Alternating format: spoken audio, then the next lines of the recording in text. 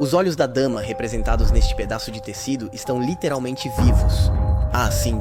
Quando os cientistas examinaram os olhos com um oftalmoscópio, chocados, perceberam que a íris reagia à luz exatamente como os seus olhos fariam.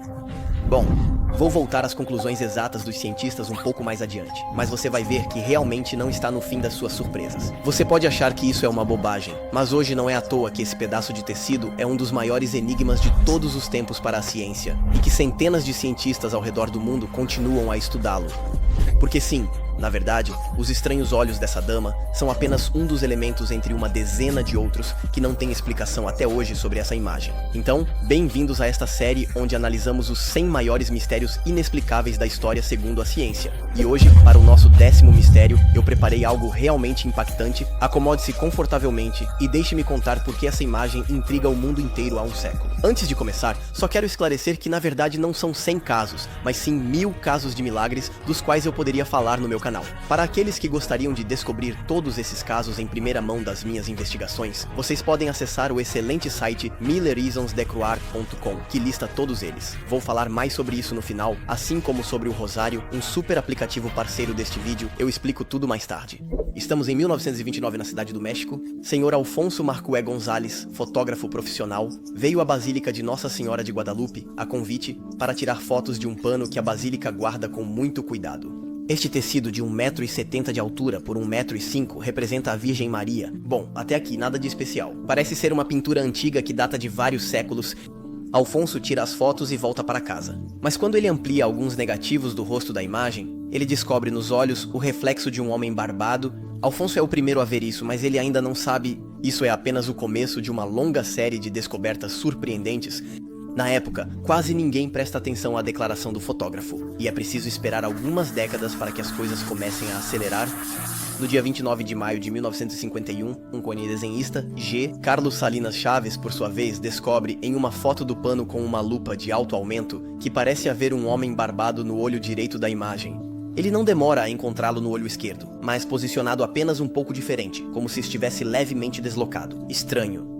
A informação está causando alvoroço. As autoridades católicas que possuem o pano são informadas e então solicitam vários especialistas para analisar o tecido. Aqui está o nome de uma dezena de cientistas, principalmente oftalmologistas, que estudaram os olhos da dama nos anos seguintes, e a data em que os estudaram, conservamos todos os seus relatórios escritos, e é com base nos relatórios deles que esta investigação é realizada. Aqui está em francês um trecho de um desses relatórios. Um exemplo, o do dia 20 de setembro de 1958, do Dr. Thoria Lavoignet. Primeiramente, todos os oftalmologistas confirmam a presença do homem barbado, mas isso não é nada comparado às 3 coisas que ele descobre, então. Primeira descoberta: os olhos estão de acordo com as leis da óptica.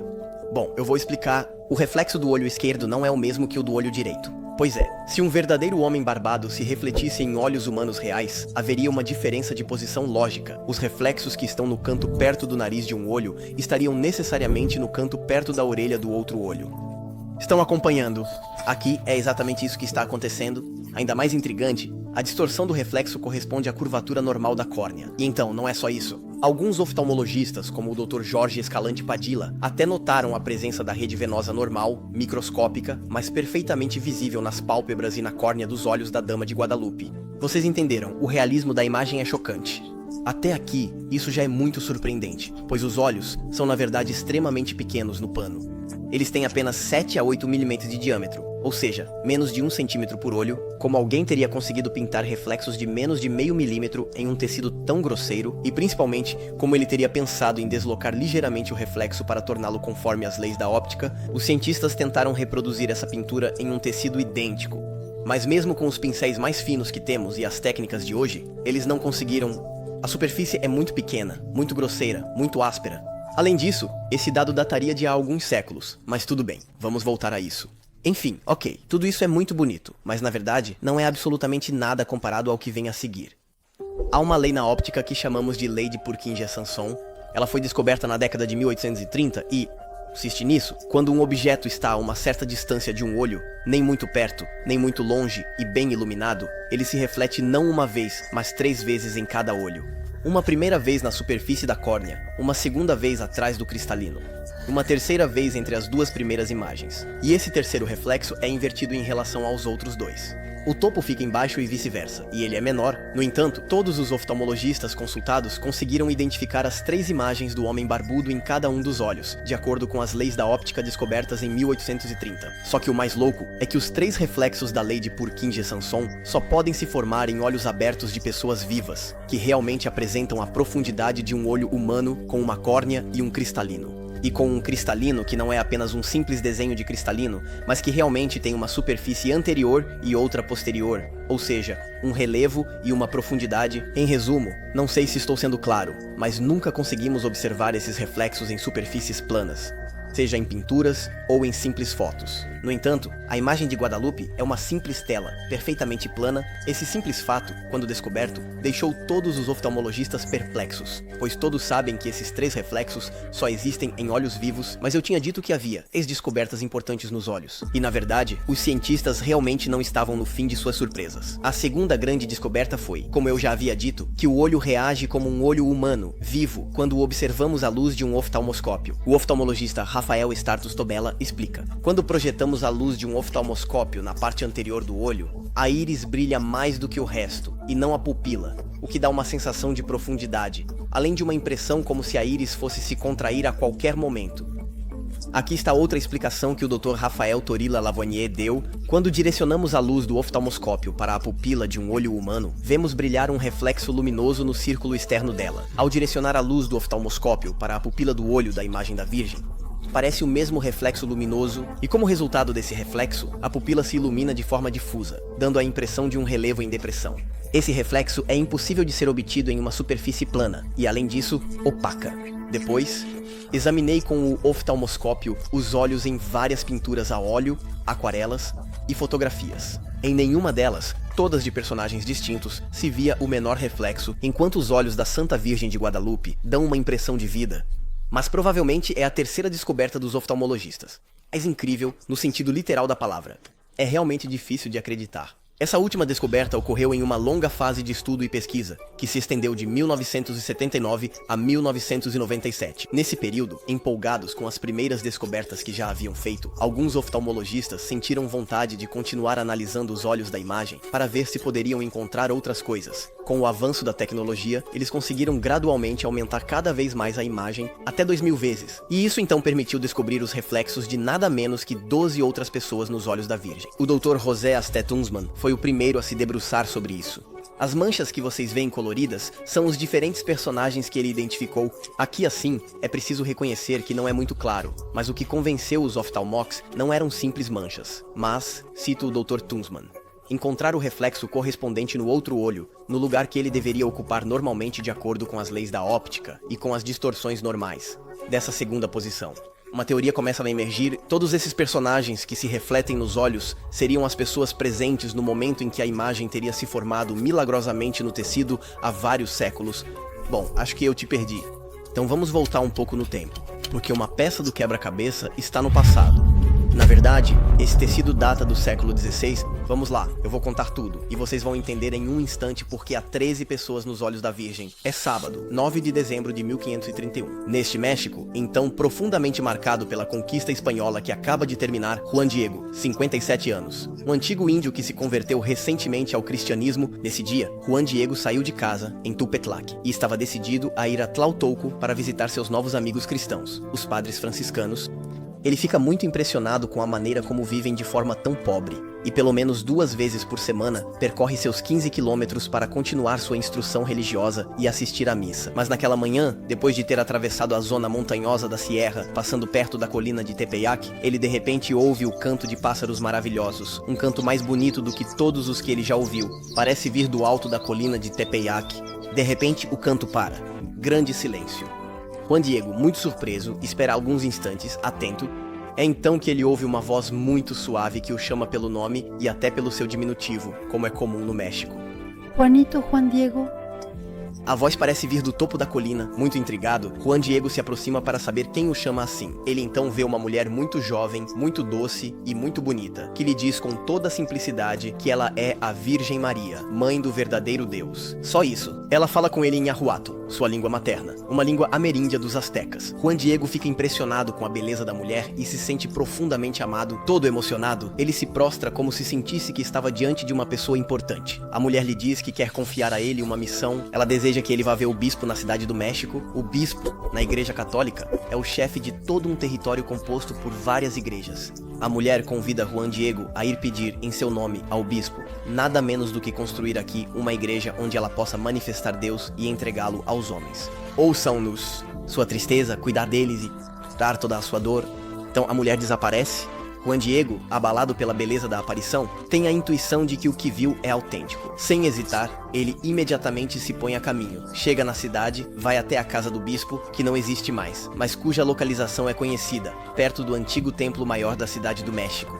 Mas não se entra assim na casa do bispo. Juan Diego deve esperar muito tempo antes que um dos servos venha levá-lo até ele. O bispo, Juan de Zumárraga, não fala uma palavra de Nahuatl. Durante o encontro, há então um tradutor, Juan González, que faz a ligação entre Juan Diego e o bispo. Juan Diego começa a contar sua história, mas logo o bispo o interrompe e diz para ele voltar outro dia quando tiver mais tempo. Em resumo, dura 5 minutos, depois tchau, obrigado, até logo, eu tenho coisas melhores para fazer. Juan Diego entendeu bem que o bispo não acreditou em uma palavra de sua história, e ele sai um pouco decepcionado. Bom, eu sei, até aqui vocês não veem a relação com a imagem da dama de olhos estranhos, mas isso vai aparecer. Juan Diego pensa que precisava ir diretamente avisar a Virgem que seu encontro com o bispo foi um completo fracasso, e então ele retoma o caminho de volta para a colina, chegando lá ao anoitecer, e de fato, a dama aparece novamente. Juan Diego se permite dizer a ela que seria melhor enviar ao bispo alguém mais nobre, respeitado ou honrado, porque ele é apenas um homem do campo. Nosso bravo Juan Diego pensa que não é a batata frita mais crocante do pacote. Eu retomo suas ideias, já que ele se define como o último da aldeia. Na verdade, é um homem profundamente humilde que não se considera alguém e não busca ser conhecido ou brilhar. Mas a dama responde a ele: é absolutamente necessário que seja você, meu filho, você o menor, e eu te dou a missão de ir novamente amanhã ver o bispo. Bom, sejamos honestos, pessoal. Eu teria parado por aqui, mas Juan Diego, ele, se inclina e promete à bela dama cumprir sua vontade. No dia seguinte, por volta das horas, ele se põe a caminho para voltar a ver o bispo. Ele está realmente determinado. Ao chegar ao seu palácio, ele tem muita dificuldade para chegar até ele, mas finalmente, uma segunda audiência é concedida. Então ele se joga aos pés dela, chorando, e conta novamente toda a sua história e o desejo muito ardente da Santa Virgem de que lhe construam uma pequena igreja ao pé da colina de Tepeyac. Desta vez, Juan de Zumárraga leva mais tempo, fez muitas perguntas, o observou para formar uma opinião sobre sua sinceridade e, meio convencido, disse para ele pedir a essa senhora que lhe desse um sinal, se tudo isso for verdade, afinal. Bom, Juan Diego está feliz. Já é melhor do que na véspera, pelo menos há um pouco de esperança. Ele então pede ao bispo que escolha bem o sinal que deseja. Agora é terça-feira, 12 de dezembro de 1631. A senhora aparece novamente a Juan Diego no mesmo lugar e pede que ele suba ao topo da colina para colher todas as flores que encontrar, depois descer para mostrá-las a ela e, por fim, levá-las ao bispo.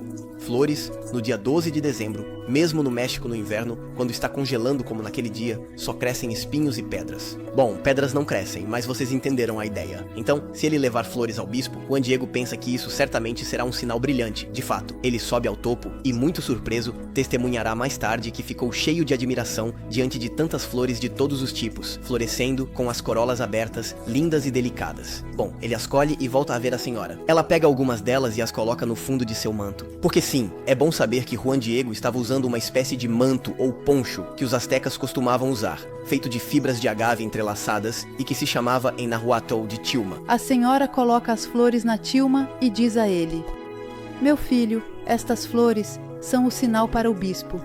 Juan Diego chega novamente ao palácio do bispo, ele conta mais uma vez toda a história, o lance das flores, e no final, ele desdobra seu manto, as flores caem no chão. E para sua grande surpresa, o bispo também cai no chão, de joelhos diante dele.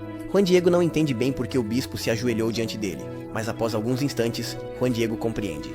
No seu manto, a imagem da Santa Virgem se imprimiu, com as mãos juntas, a cabeça suavemente inclinada. Ah, aqui está a conexão com o que eu estava contando no início. Aqui está. O famoso manto que tem a imagem da Senhora dos Olhos Estranhos. O bispo que observa essa imagem, desta vez, está convencido. Ele então pega o manto de Juan Diego, que sai sem ele, Coitado, não teve sorte. Pouco depois, Juan Diego é convidado a mostrar onde a Virgem apareceu. Uma fonte brotou nas rochas. Então, em apenas 15 dias, uma primeira capela é construída. Hoje, é o maior local de peregrinação católica do mundo, com entre 20 e 30 milhões de peregrinos que visitam a Basílica a cada ano. É fascinante, mas não temos nenhuma prova de que esse relato seja autêntico. E isso não nos diz quem são as 13 pessoas nos olhos da Virgem. Já, o que nos prova que essa história não foi inventada depois? Bem, há centenas de documentos de antes de 1700 que falam sobre essa aparição em Guadalupe. Alguns documentos datam de alguns anos após os acontecimentos. A partir do século XVIII, os documentos se acumulam a tal ponto que já não é mais possível contá-los. O Boletim Boltin Guadalupano tenta publicar há vários anos todos os facsímiles desses documentos de arquivo. O documento mais antigo que chegou até nós data de 1537 e é assinado pela própria mão do bispo Juan de Zumárraga. Outro documento, um poema neste caso, chamado Canto em Burri, e que provavelmente data desses mesmos anos, chegou até nós. Um trecho do poema se dirige à Virgem Maria e diz: Deus te criou entre flores abundantes e te apresenta novamente Santa Maria diante do bispo. Em 1570, aqui está outro poema em nahuatl, do qual aqui está um trecho. Nossa Senhora de Guadalupe é o grande milagre que nosso Senhor Deus se dignou a realizar através da sempre Virgem Santa Maria. E bem, a venerável imagem da Senhora e Senhor está ali, milagrosamente, na tilma do pobre homem, reproduziu-se sua venerável pintura, agora ela está lá com toda a sua fama mundial. Vocês entenderam a ideia. Não lerei todos, porém um documento mais interessante é provavelmente o Códice 1548, ou Códice Escalada. É um documento datado, de 1548, com algumas palavras em nahuatl, e principalmente um grande desenho. Mesmo que o pergaminho tenha se deteriorado com o tempo, é possível reconhecer claramente uma representação da aparição, com Juan Diego à esquerda e Maria cercada por um oval, como na tilma no canto superior direito. Os grafólogos, ou seja, as pessoas que estudam assinaturas, conseguiram identificar a assinatura do irmão Bernardino de Saragún e confirmar a data de 1548. Portanto, não há dúvida de que os eventos de Guadalupe e a aparição desse estranho Tiamat datam do século XVI, mas, mesmo assim, na época, isso poderia ser uma invenção completa e a imagem poderia simplesmente ser uma pintura feita pelo próprio Juan Diego ou por outro falsificador. Bem, justamente, os cientistas quiseram ter certeza essa imagem é uma pintura sim ou não. Hoje, a resposta dos cientistas é unânime e não gera mais debate. Já todos concordam em dizer que pinturas com mais de algumas décadas normalmente apresentam rachaduras causadas pelo ressecamento da tinta. Aqui nenhuma... Sobretudo, os cientistas que estudaram a imagem ao microscópio nunca encontraram o menor traço de pincel. No entanto, exceto se você estiver fazendo algo no estilo de Jackson Pollock, a aplicação da cor sempre deixa rastros. Se você acha isso surpreendente, espere pela continuação. Em 1936, 3 cientistas, Ernestus Oddi Palaris, Fritz Hahn e Richard Kuhn, que receberá o Prêmio Nobel de Química 2 anos depois, estudam 2 fibras da tilma. As conclusões deles indicam, nessas 2 fibras, uma vermelha e a outra amarela, não há nenhum corante vegetal, animal ou mineral. Não sei se é algo que te choca, mas na verdade, quando retiramos do nosso planeta tudo que não corresponde a essas 3 ordens, não sobra muita coisa. Bom, além dos fungos e dos vírus, né? Infelizmente, os protocolos das análises nunca serão revelados. Nós temos apenas as conclusões, mas de qualquer forma, esse resultado será confirmado mais adiante, a partir de maio de 1979, quando Jody Brandt-Smith, mestre em artes da Universidade de Miami, e Philip Serna Callahan, biofísico da Universidade da Flórida e especialista em pintura, ambos cientistas da NASA, começam a analisar a tilma. Callahan está muito surpreso com a cor azul no tecido. Ele explica: estamos aqui diante de um fenômeno inexplicável. Todos esses azuis são semi-permanentes e conhecidos por desbotar muito com o tempo, especialmente em países quentes. O azul do manto da Virgem é uniforme e não desbotada, de um pigmento azul semi-transparente, desconhecido, brilhante como se tivesse sido aplicado na semana passada. Mas ao continuar a analisar a tilma, afinal, o rosa do vestido que lhe parece o mais misterioso. Segundo ele, não há absolutamente nada na Terra que possa produzir um rosa como o que você vê nas explicações que ele dá e que eu coloquei em francês na tela. Mas o que intriga ainda mais os cientistas é a estranha conservação das cores na tilma. De fato, a imagem não contava com as medidas de proteção que observamos hoje em todos os museus para pinturas antigas. As regras de exposição em museus hoje para qualquer pintura antiga são resumidas assim por Ernesto Soddi Palaris, especialista em metais e professor na Universidade Nacional Autônoma do México. Deve haver sistematicamente 60% de umidade, temperatura constante, ventilação, exame para prevenir a formação de micro-organismos, verificação da ausência de compostos de enxofre, luz difusa, análise por raios-x, fotografia com luz ultravioleta e infravermelha, etc. Claro, você suspeita. A imagem de Guadalupe não contou com nenhuma dessas técnicas de conservação por quase 5 séculos, mas ela foi continuamente venerada pelos fiéis que vinham tocar a imagem, acariciá-la, beijá-la, esfregá-la com suas roupas. Sabemos com precisão que nos 116 primeiros anos, a imagem permaneceu exposta diretamente à vista e ao toque dos fiéis. A partir de 1647, uma primeira vidraça em 2 partes foi instalada, mas ela era regularmente retirada, como testemunha o pintor Miguel Cabrera no século XVIII, que também nos confirma que muitos objetos eram esfregados contra a tilma. As aberturas da vidraça não deviam acontecer todos os dias, mas ocorreram muitas vezes por mais de 200 anos. Em uma única vez, em 1753, enquanto eu estava presente, passaram 500 imagens tocando o tecido. Então, várias personalidades eclesiásticas passaram mais de 2 horas nesse exercício piedoso. Esse artista fez uma imagem da aparição que aqui está. Lembre-se disso, pois vamos falar sobre isso novamente.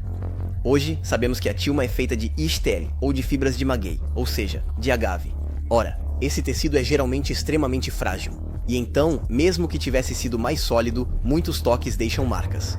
Isso é o que chamamos de desgaste mecânico. Basta olhar para o pé da estátua de bronze de São Pedro na Basílica de São Pedro em Roma, que se tornou completamente liso após séculos de toques dos fiéis, e isso sem contar as variações de temperatura e as mudanças climáticas na região, que é muito úmida. Mas há algo ainda mais improvável.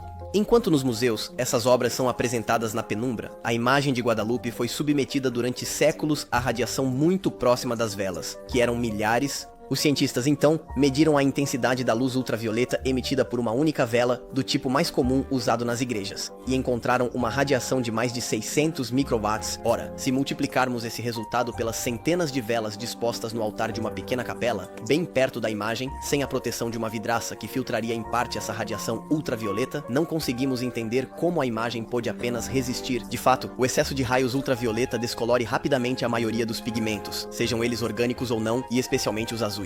Um pouco como uma foto deixada perto de uma janela ao sol que descolore em poucos anos. Em resumo, a imagem deveria, portanto, ter desaparecido completamente após tanto tempo, e os cientistas consideram o excelente estado de conservação da tilma como inexplicável. Finalmente, aqui está o último elemento interessante que exclui a possibilidade de que a imagem seja uma pintura. Em 1947, técnicos europeus da América do Norte e do México tiraram fotos da imagem de Guadalupe a distâncias que variavam de alguns centímetros a 3 metros. Todos obtiveram cores muito diferentes, inexplicáveis por erros de manuseio ou falhas técnicas dos aparelhos. Nas fotos tiradas de perto, o rosto da Virgem parecia cinza rosado. Nas fotos mais longe, era cinza esverdeado e raios infravermelhos faziam ressaltar radiações amarelas. Isso foi continuamente verificado posteriormente. Ora, o fenômeno que mais se aproxima disso é a iridescência, como nas penas de pássaros, nas escamas de borboletas ou nos élitros de besouros, e isso é totalmente impossível de se obter com tinta. Isso pode ser o que explicaria a observação feita pelo pesquisador José Arnausen, que, enquanto examinava os lábios da imagem com uma lupa, notou, surpreso, que não há um contorno preciso e que a linha se esbate em cores e luzes, com elementos surpreendentes, a ausência de pinceladas, pigmentos desconhecidos, cores preservadas por séculos e a iridescência. Os cientistas conseguiram decidir para responder à pergunta que estávamos fazendo antes. É uma pintura que teria sido feita por um falsário. Bem, aqui está a conclusão deles. O que eles sabem com certeza é que essa imagem não é uma pintura feita por um humano com os métodos tradicionais que poderiam existir no século XVI. O que eles ainda não sabem hoje é como a imagem nessa tilma pôde se formar. Alguns pensam então que é uma imagem a cair aos spoilets. Bom, se você não sabe o que é, pode deixar um joinha e se inscrever, porque eu te ensinei uma palavra que pode te ajudar no seu próximo jantar de gala. Uma imagem a cair aos spoilets, simplesmente, é uma imagem que não foi feita por mãos humanas. Mas então, é o caso da tilma de Guadalupe. Em resumo, a versão que eu contei pra vocês mais cedo sobre Juan Diego é credível. Seria possível que essa imagem tenha se imprimido sobrenaturalmente, como na narrativa original que circula desde 1531. Se a ciência não sabe como a imagem foi realizada, e se os olhos dessa imagem são realmente vivos, essa teoria não parece tão delirante assim, e pode muito bem ser a mais provável. E de fato, uma descoberta poderia confirmar essa teoria. É que a imagem parece emanar luz. Quando fotos da tilma foram tiradas na penumbra, e ainda assim sem flash, constatou-se que as cores estavam mais claras e que as fotos estavam superexpostas, o que é totalmente contraintuitivo. Assim, alguns cientistas até pensam que a imagem pode ser uma espécie de holograma, finalmente. Não exatamente, e na verdade, essa imagem seria algo totalmente único que não existe, em nenhum outro lugar na Terra. Mas a palavra holograma é o que mais se aproxima disso. Bom, para realmente saber se essa imagem não pôde ser feita por mãos humanas, vamos em frente, porque vocês ainda não viram tudo. Primeiro, vamos voltar aos 13 personagens que estão presentes nos olhos da Virgem. Na verdade, segundo alguns especialistas que estudaram a Tilma de Guadalupe por anos, os perfis desses 13 personagens poderiam lembrar o pequeno grupo, incluindo o bispo, que estava presente no momento exato em que Juan Diego deixou cair as flores de sua Tilma. Como é possível que os cientistas façam hipóteses precisas, sendo que os personagens têm apenas alguns milímetros cada, ou até menos? Na realidade, com aumentos de 2000x, os cientistas puderam observar muitos detalhes sobre cada indivíduo. Por exemplo, eles notaram que essa pessoa, que mede 3,3 milímetros no total, parece estar carregando um saco nas costas, provavelmente uma calabash para carregar água. Essa pessoa tem cabelo longo, que parece estar preso por uma corda que o amarra na altura das orelhas. Mas ao olhar mais atentamente, também notamos que ele tem um brinco, um pequeno anel com um pingente que ele usa na orelha. Esse anel é bem visível ao microscópio, e ainda assim seu tamanho ocupa apenas 1/100º de milímetro na Tilma. Finalmente podemos até ver que ele está usando sandálias, a largura da tira que o prende pode até ser medida, ela mede 12/100º de milímetro, o brim, o cabelo longo, as sandálias. Tudo indica que esse personagem é provavelmente um índio, por exemplo, um servo do bispo. Mas aqui está outro exemplo. Há outro personagem do qual temos apenas o rosto, que pode ser visto claramente no olho esquerdo, e que mede 1,6 milímetros nele. Podemos observar facilmente que os traços correspondem à imagem de um idoso, com uma calvície bastante avançada. Ele mantém alguns cabelos que poderiam lembrar uma tonsura, o nariz também é grande e principalmente reto. No olho direito, também vemos o reflexo da forma, mas muito menos distinta, de acordo com as leis da óptica, que incluem um leve desvio. A bochecha, seja pela idade ou por algumas doenças, está magra e destaca a maçã do rosto. Uma lágrima parece escorregar pela bochecha aos lábios. A mandíbula é saliente, firme, rígida e coberta por uma esplêndida barba branca. Bom, ok, interessante. Mas vocês se lembram daquela representação da aparição que eu mostrei a vocês mais cedo? Vocês se lembram, ela é do século XVIII. Foi pintada por Miguel Cabrera. A maneira como ele representou o bispo Juan de Zumárraga imediatamente faz pensar no idoso que vemos nos olhos, idoso, com barba e calvície. Não é extravagante supor que o artista possa ter se inspirado em retratos da época que não existem mais. De fato, os astecas rapidamente se tornaram excelentes desenhistas, e é provável que quisessem representar o milagre das rosas com base nos relatos das testemunhas e nas descrições do bispo do México. Nos olhos, vemos outra pessoa, talvez com a aparência de um indígena, pois ele usa um chapéu estranho. Alguns pensam que poderia ser Juan Diego. Ainda assim, aqui estão os rostos encontrados nos dois olhos, com sua posição relativa, exatamente como nos córneas de uma pessoa viva. É realmente impressionante. Vemos também uma mulher negra que mede 0,7 mm no olho esquerdo. Aqui também, não é uma elucubração dos cientistas que extrapolam tarefas insignificantes não, pois o mesmo personagem pode ser encontrado nos dois olhos, de acordo com sua posição relativa em relação ao reflexo. Os cientistas surpreenderam com essa descoberta.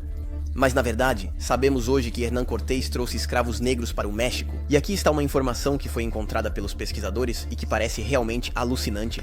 Pode-se ler na história da igreja no México do padre Mariano Cuevas que o bispo Juan de Zumárraga havia concedido em testamento a liberdade a uma escrava negra que estava a seu serviço na cidade do México. Aqui está o texto. Eu declaro que liberto de submissão Maria, negra, e Pedro, negro, seu marido, escravos sob minha posse, para que, como pessoas livres, possam dispor de si mesmos como desejarem. Conseguimos até encontrar o ato de embarque do bispo Zumárraga da Espanha para o México, e encontramos a menção do escravo negro entre aqueles que o acompanhavam. Não vou detalhar todos os 13 personagens, mas para finalizar, mostrarei esse grupo de pessoas. Parece uma família inteira. No olho esquerdo, podemos ver uma mulher com um bebê nas costas, um homem de sombreiro, uma criança entre esses dois personagens, e 3 pessoas atrás da jovem mulher, outra criança, uma mulher e um homem. No olho direito vemos até uma criança a mais. Esse grupo de personagens fascina os cientistas, pois não está na mesma escala que os outros. Em outras palavras, é o único que não respeita as perspectivas, mas ele também tem a particularidade de estar presente, não apenas na íris, mas na pupila. Agora, se a íris reflete o que está lá no momento em que uma pessoa é fotografada, a pupila reflete mais precisamente o que a pessoa estava olhando naquele momento. Esse grupo de pessoas, que olha para a Virgem, representa toda a humanidade, uma mensagem oculta a decifrar? De qualquer forma, entenderam a ideia. Todos esses personagens são impossíveis de pintar à mão, já que todos têm tamanhos absurdamente minúsculos. Mas, acima de tudo, Todos estão posicionados nos dois olhos, em uma posição relativa, segundo as leis da óptica, especialmente a lei de Purkinje-Samson, que só foi descoberta em 1830. Parece que estamos frente a um mistério inexplicável, pois é impossível que um humano tenha conseguido criar essa imagem em 1531, e mesmo hoje, de fato. Então, já que não temos nenhuma hipótese científica para explicar a imagem nesse pano, e se o relato de Juan Diego for verdadeiro, isso poderia explicar muitas coisas. Os olhos da imagem que reagem à íris, os personagens presentes nos reflexos dos olhos, a conservação das cores. Essa é a hipótese de José A. Estadista. É impossível explicar por processos naturais a presença dos minúsculos retratos. Consequentemente, aceitando a impressão da imagem da Virgem de Guadalupe como um fato sobrenatural, ouso afirmar que no momento em que Juan Diego foi recebido, a Virgem Maria estava presente, invisível aos olhos dos que estavam lá, mas vendo toda a cena, e por isso, recebendo em seus olhos as imagens refletidas de todos os assistentes, incluindo o próprio Juan Diego. Quando ele desdobrou a tilma e as flores caíram, a imagem de Nossa Senhora se imprimiu nela, exatamente como estava naquele momento, ou seja, refletindo em seus olhos todo o grupo de pessoas que observava esse evento histórico. Dessa forma, a Virgem Maria quis nos deixar um instantâneo de sua impressão milagrosa na roupa de Juan Diego. Bom, se fosse só isso, eu poderia ter parado aqui, te dizer para formar sua opinião, pedir para se inscrever, agradecer e até a próxima vez. Mas na verdade, há ainda mais, muito mais. Com esse pano, os cientistas foram de surpresa em surpresa. Esse tecido é uma verdadeira provocação à inteligência, um verdadeiro enigma que não para de surpreender. E quanto mais nos aprofundamos, mais descobrimos coisas novas, ainda mais impressionantes umas que as outras, a ponto de se tornar uma verdadeira paixão, e que alguns dedicaram suas vidas ao estudo dessa imagem. Então, deixe-me mostrar 3 descobertas adicionais, as 3 descobertas mais surpreendentes que os cientistas fizeram até agora, além dos olhos. Espero que vocês estejam bem segurados. Primeira descoberta. No manto da Virgem contam-se 46 estrelas. Pois bem, desde 1980, os pesquisadores compararam a disposição dessas estrelas a um mapa astronômico para detectar possíveis constelações. Em 1980, não era evidente poder acessar a cartografia do céu como ele era em qualquer data e em qualquer lugar do globo, como podemos fazer hoje em alguns cliques na internet. Mas depois de um certo tempo de pesquisa improdutiva, os cientistas descobriram com surpresa que constelações estavam de fato presentes e na ordem correta, mas elas estavam invertidas, como se as estivéssemos vendo em um espelho, ou como se pudéssemos, um pouco à maneira de Deus, observá-las longe no universo, do lado oposto da Terra. Por outro lado, uma descoberta que parecia estranha à primeira vista, pois a projeção das estrelas no manto da Virgem mostrava uma leve deformação das constelações. O grau de deformação era mais ou menos alto dependendo da localização da estrela no manto e do ângulo de projeção. Para estabelecer a correspondência correta entre as constelações deformadas do manto e as constelações da abóbada celeste, Hernández Illescas, astrônomo, teve a ideia de usar um espelho côncavo, e aí tudo se encaixava. Na verdade, ele havia entendido que as constelações estavam levemente comprimidas e deformadas, como pelo efeito da projeção de uma esfera côncava em um plano 2D. É como os planisférios que tentam representar uma esfera. Assim, quanto mais nos aproximamos das regiões polares, mais pronunciadas são as deformações dos continentes. Era a mesma coisa aqui para as constelações que apareciam, mas ao levar em conta essa deformação, a surpresa foi enorme. A posição das constelações correspondia precisamente ao céu como poderia ser observado às 40 da manhã, no dia 12 de dezembro de 1531, no local e no momento exato da suposta aparição. Além disso, era exatamente o dia do solstício de inverno, ou seja, no momento preciso da chegada do novo sol tão esperado pelos astecas.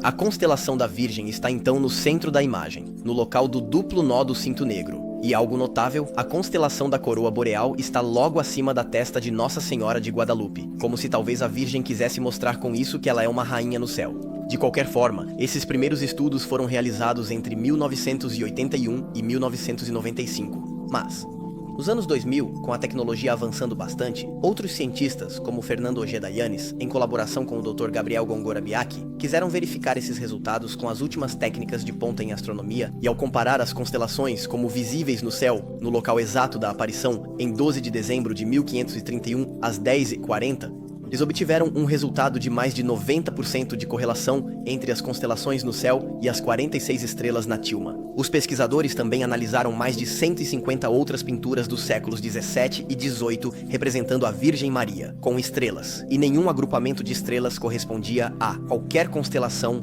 Enfim, cabe a você formar sua própria opinião, mas a única certeza que podemos ter é que no século XVI, nenhum falsificador poderia ter criado uma imagem apresentando as constelações como elas estavam no céu, no local e no momento exato da suposta aparição. Aliás, nada parece ter sido deixado ao acaso nesta tilma. As 46 estrelas estão distribuídas em 2 grupos idênticos, 23 de cada lado. Alguns dizem que isso lembra os 23 pares de cromossomos nas células do corpo humano. Cientistas acreditam que nada foi deixado ao acaso nesse tecido. Fato, também descobrimos que as proporções da tilma respeitavam perfeitamente a proporção divina. Bom, agora você deve estar pensando, mas o que é isso de novo? Bem, eu vou explicar. E depois iremos às 2 descobertas incríveis que os cientistas fizeram. A ideia de proporção divina, ou proporção áurea, um conceito que data da antiguidade, é bastante simples. Consiste nisso, tudo se divide em 2 partes, A e B, de modo que a razão proporcional da maior parte A em relação à menor B, ou seja, A sobre B, é igual à soma das duas. A mais B sobre a maior A, ou seja, A sobre B é igual a A mais B sobre A. Fácil, não? Ok, bom, eu perdi todo mundo. Não, é algo que existe em toda a natureza, na arte, na arquitetura. Que o comprimento de um objeto seja 1618 vezes a largura. 1618, e com outras casas decimais após a vírgula, é o que chamamos de número áureo. E inconscientemente, bem, nosso cérebro gosta disso. E tudo que respeita essa proporção, ele acha estético. Pois bem, a tilma encontra essa proporção divina em toda parte, seja nas dimensões do tecido, nas dimensões do oval e em tantos outros detalhes. Mas enfim, vamos em frente, porque você vai me dizer que isso não é realmente inexplicável, e você não estaria totalmente errado. Mas foi interessante notar isso. Estamos diante de um pano que realmente não deixa espaço para o acaso. E justamente, aqui está a segunda descoberta impressionante dos cientistas. Há um monte de padrões no manto da Virgem, mas o que nos interessa são 9 flores em particular, que os especialistas em pictogramas astecas chamam de flores Tepetl.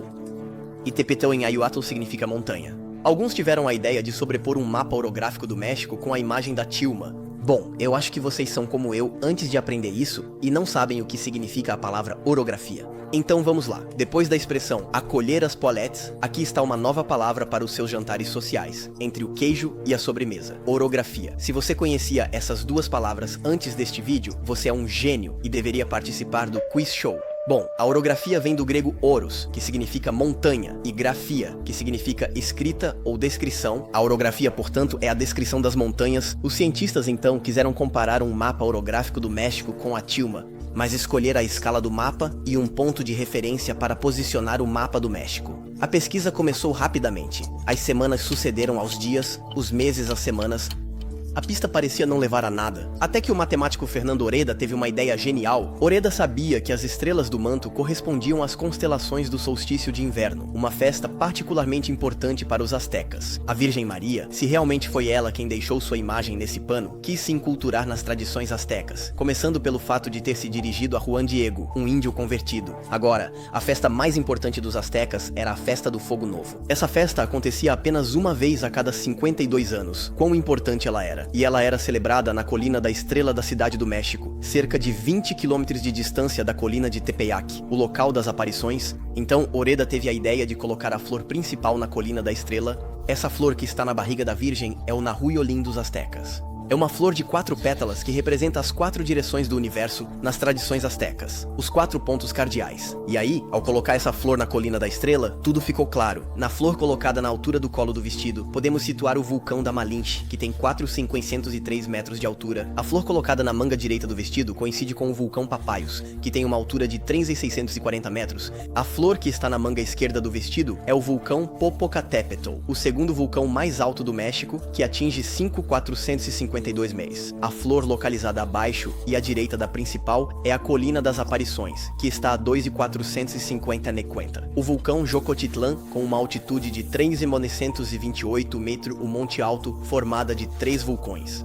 E ainda o vulcão nevado de Toluca, que tem 4.190 metros de altura. Além disso, em relação à tilma, o mapa orográfico estava então orientado precisamente com o leste para cima, em direção à cabeça da Virgem. Ora, o leste era o ponto cardeal mais importante para os astecas, que sempre olhavam para o sol nascente. e Quetzalcoatl, sua divindade serpente emplumada, deveria retornar ao leste. 8 das 9 flores Tepetl correspondem exatamente a uma das principais cadeias montanhosas do México. Mas então, o que indica a nona flor? E bem, como vocês podem ver, a pesquisa não terminou. Na ciência, continuamos incessantemente a aprofundar e a entender, e é isso que acontece com esta imagem. Na verdade, estamos apenas no começo, e quanto mais os anos passam, mais descobertas se acumulam. Talvez, se eu refizer este vídeo em 10 anos, os cientistas já tenham descoberto muitas coisas até lá. Por exemplo, alguns teriam visto um reflexo nos olhos de Juan Diego, que, lembre-se, está refletido nos olhos da Virgem. Em resumo, um reflexo no reflexo, um mistério no mistério. Outros teriam ouvido, em um estetoscópio colocado na altura da barriga da Virgem, batimentos a 115 por minuto, o que corresponde ao batimento de um recém-nascido na barriga da mãe, mas nada disso está confirmado por enquanto. E não devemos deixar que esse tipo de coisa faça duvidar de todos os outros elementos atestados dos quais eu falei durante toda esta investigação. Tudo o que eu quero mostrar a vocês é que ainda estamos longe de entender tudo sobre esta imagem, pois ela é um poço de enigmas que, quando resolvidos, trazem novos. Ainda há muitas coisas, das quais não tenho tempo para falar aqui. Então, para aqueles que querem saber mais, fiquem à vontade para ler esses 3 livros nos quais me baseei para realizar esta investigação. Bom, depois do mapa das estrelas e do mapa dos vulcões na Tilma, aqui está a terceira descoberta dos cientistas que hoje está bem estabelecida. Mas primeiro, vamos mudar de música para entrar em outra atmosfera. Ok, isso é ótimo. Já falamos sobre a ligação entre a matemática e a tilma, pois todas as proporções da imagem respeitam perfeitamente as proporções divinas, proporções matemáticas que encontramos na natureza. Pois bem, sabemos desde a antiguidade que também existe uma ligação entre matemática e música, a escala musical podendo ser representada de uma forma matemática. Assim, o matemático Fernando Redalanese teve a seguinte ideia: se as estrelas e as flores no manto e no vestido da Virgem têm um significado e estão dispostas em uma ordem precisa, demonstrada matematicamente, e se a música e a matemática têm uma relação estreita entre si, a probabilidade de encontrar uma lógica musical nesses símbolos é grande. O retângulo de ouro sobre o qual está a tilma foi, portanto, dividido em 46 linhas equidistantes, assim como o número de estrelas. Isso forma uma partitura. Vocês podem ver na imagem. As estrelas e as flores estão posicionadas automaticamente nessas linhas, como notas em uma partitura. A distância horizontal entre os diferentes símbolos da imagem estabelece os tons e os tempos. Podemos tocar a partitura da esquerda para a direita ou até mesmo ao contrário. É Alberto Aguilar Portillo, um músico experiente que ajudou nas pesquisas e foi o primeiro a tocar a sequência musical. Bom, então, como está essa música? É bonito, pelo menos? Bem, eu deixo vocês julgarem, já que estão ouvindo isso há mais de 1 minuto.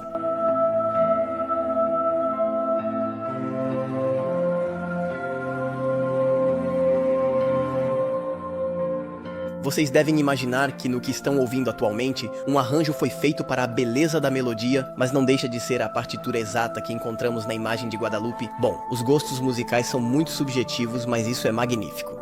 Mais uma vez, é uma coincidência, um acaso. Tente colocar notas aleatórias em uma partitura, e você verá que é quase impossível obter uma bela harmonia e algo que não soe desafinado. E não é só isso, vocês veem desde o início desta investigação, os elementos surpreendentes na imagem de Guadalupe são contados em dezenas. E se com tudo isso fosse realmente Deus quem quisesse nos fazer chegar essa imagem, mas qual seria a mensagem? Na verdade, é preciso lembrar do contexto da aparição. O povo asteca nunca tinha ouvido falar do cristianismo. Ele praticava sacrifícios humanos, estava longe da mensagem de amor de Jesus. Jesus queria que sua mensagem de amor, alegria e paz fosse espalhada por toda a terra. Vão de todas as nações, façam discípulos, batizem-nos em nome do Pai, do Filho e do Espírito Santo. Ensinem-lhes a observar tudo o que eu vos ordenei, e eu estarei com vocês todos os dias até o fim do mundo. Aliás, antigas profecias astecas anunciavam que Quetzalcoatl, o deus rei serpente, viria do leste, tanto que, na chegada de Cortés a México, o imperador acreditou que era ele quem estava voltando. Foi assim que ele convidou Cortés a retomar posse do trono que ele havia guardado durante sua ausência.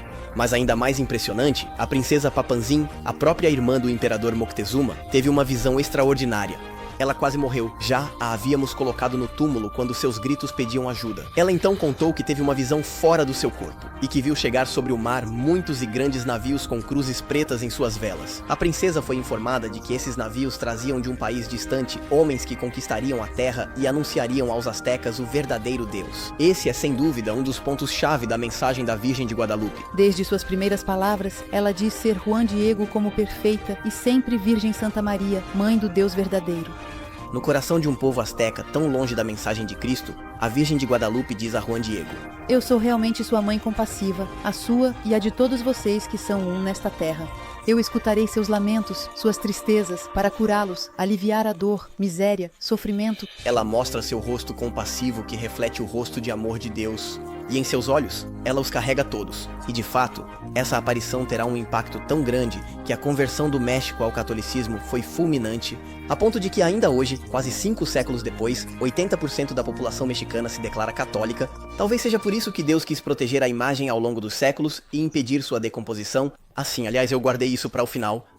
Há um fato surpreendente, pois a imagem resistiu impressionantemente a 2 eventos que claramente deveriam tê-la destruído. Em 1791, ao limpar a moldura de prata da imagem milagrosa com uma solução composta por 50% de ácido nítrico concentrado e a mesma quantidade de água, um pouco desse líquido escorreu acidentalmente sobre a tela em si, especificamente no canto superior direito quando se está de frente para a imagem. Especialistas dizem que um líquido assim sobre uma tela vegetal tão frágil causaria danos consideráveis e até mesmo furar a tela. Nada disso aconteceu. Apenas uma mancha amarela apareceu, e de forma totalmente inexplicável, ela agora desaparece lentamente ao longo dos anos. Outro incidente causou grande alvoroço. Foi no dia 14 de novembro de 1921, às 10h30, que um atentado ocorreu na igreja de Guadalupe. Um operário chamado Luciano Pérez deixou um buquê de flores em frente ao altar onde estava exposta a imagem milagrosa. Ele saiu da basílica, mas alguns minutos depois, uma forte explosão sacudiu todo o edifício. No buquê havia uma bomba. Os danos foram enormes. Os degraus de mármore do altar se estilhaçaram, os candelabros, vasos de flores,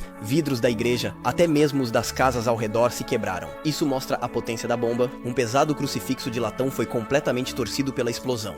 Ainda podemos vê-lo hoje no Museu das Aparições. Mas o vidro da imagem de Guadalupe não se moveu nem 1 centímetro. Não é preciso gritar milagre por causa disso. Alguns pensam que o altar fez um obstáculo entre o buquê e a imagem milagrosa, e que as ondas destrutivas desviadas. O que importa é que a imagem resiste ao tempo e incidentes, e que talvez não seja por acaso. Podemos pensar, já que ela desafia a ciência completamente, que Deus talvez tenha querido preservá-la para deixar aos cientistas dos séculos seguintes a surpresa de descobrir maravilhas que ele havia escondido dentro dela, como bomba de mistérios.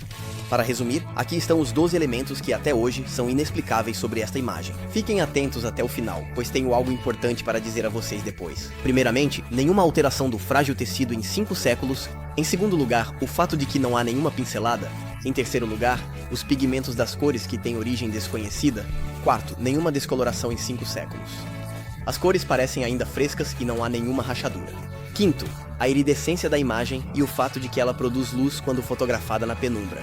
Sexto, os olhos da Virgem que reagem a um oftalmoscópio como se fossem olhos vivos. Sétimo, a presença dos vasos sanguíneos nos olhos da Virgem. Oitavo, minúsculos personagens que se refletem nos olhos, impossíveis de serem pintados à mão. Nono, os reflexos desses personagens nos 2 olhos que estão posicionados de acordo com as leis da óptica. Décimo, as estrelas no manto da Virgem que formam as constelações visíveis no céu, no local e no momento exato da aparição. 11º, as flores no manto da Virgem que correspondem às montanhas do México. 12º, as estrelas e as flores que formam uma partitura. E como bônus, as proporções divinas da tilma e o tecido que resiste a acidentes e atentados. Bom, e todos esses 12 elementos inexplicáveis juntos formam apenas o mistério inexplicável da nossa série sobre 100. Então se inscrevam para minhas próximas investigações sobre os 90 seguintes, e vão conferir os 9 primeiros que já foram lançados. Antes de ir, amigos, fiquem atentos 30 segundos, pois tenho 3 coisas para apresentar a vocês. Tenho certeza de que isso pode interessar vocês. Então, ouçam isso. A primeira coisa é o excelente projeto 1000 Razões para Crer. 1000 Razões para Crer é um projeto de evangelização que mostra que há, no sentido, 1000 razões para pensar que a fé cristã é verdadeira. No site deles, eles já desenvolveram quase 500 argumentos. Convido a conferir. Coisa que é genial sobre esse projeto é que ele está disponível em todas as plataformas. Tem um site, um canal no YouTube, onde eu fiz vídeos. Aliás, confiram, uma excelente newsletter, uma revista, um TikTok com 1 milhão de seguidores e ainda muitas outras coisas por vir. É o projeto a seguir e conferir para fortalecer sua fé ou para começar a ter fé, simplesmente. Não hesitem em falar sobre isso com as pessoas ao seu redor. A revista é muito acessível ao público. Se você conhece pessoas longe da fé que você gostaria de apresentar a boa nova, uma ótima ideia é presenteá-las com a assinatura. Segunda coisa de que eu precisava falar com vocês é o super aplicativo Rosário. Se você ama a Virgem Maria ou quer conhecê-la e amá-la mais, é um aplicativo para ajudar a rezar o terço, mesmo que nunca tenha feito isso. Podemos começar rezando uma dezena ou duas por dia em grupo para nos ajudarmos. O melhor é que há até uma comunidade ignaciana no Rosário. É legal, né? Terceira e última coisa. Se vocês querem que vídeos continuem, ganhem qualidade e a frequência possa aumentar, obrigado por apoiar o canal mensalmente. Mesmo com 1 ou 2 euros por mês, isso nos ajuda e garante a continuidade da nossa missão. Obrigado a todos que fizerem isso. Todos os links estão na descrição. Foi Ines, tchau.